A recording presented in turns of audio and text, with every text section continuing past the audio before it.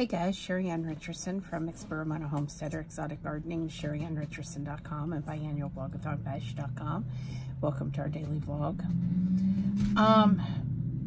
It looks like another night where Jeff is only going to be home long enough to change his clothes.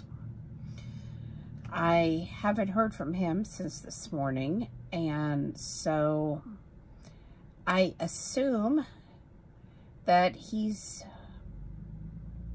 not going to make it in time to do the vlog tonight, which is okay, I guess. I've been up since pretty early this morning. I got up and I rearranged some plants that were on top of the freezer so I could make room to put some seed starting trays. I have been wanting to get my tomatoes and my peppers going for a while, and it's been a matter of where to put them, and then I got the shelf, and then I rearranged the living room, and the shelf became storage. So I decided today that I really couldn't wait any longer because I have some people that are wanting me to get some plants started for them. And if I keep waiting, we're going to run out of time to get the plants that take the longer growing season going.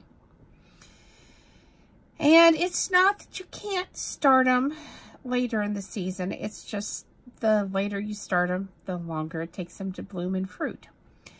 And I really like to have tomatoes in June. So I'm getting a late start. But anyway, I had a lot of heirloom tomatoes that were sent to me back in 2002, 2003 that I've kept in storage. And I want to grow some of those out this year. I really need to get these growing and get some new seeds saved. And to be honest with you, I'm not even sure they're any good. I'm not even sure they were good when they were sent to me. I mean, they were all tomatoes that people had saved.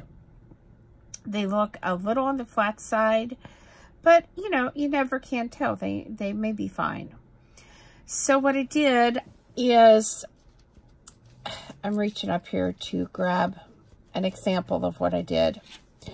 I went ahead and the newer tomato seeds that I had that I knew were good, I went ahead and I planted in the Burpee self-watering seed system.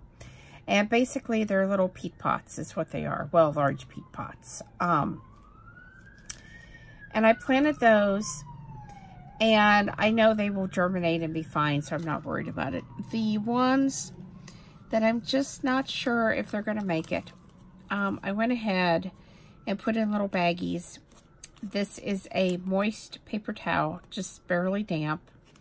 And I have 12 seeds in this. And then I sealed it up in the little baggie. I have it folded up, and I will check it once today to see if these seeds are going to germinate. This is actually a black Ethiopian tomato. And the other ones that I did, this is a modern variety. This is a beefsteak. It's just the seeds were old, like I said. And I really needed to check germination rate instead of just putting them in the soil. And then, you know, if they didn't germinate, I'll have to put something else in. And maybe they're just late germinating. And then I have two different types of tomato plants. Or, you know, they could have something wrong with them.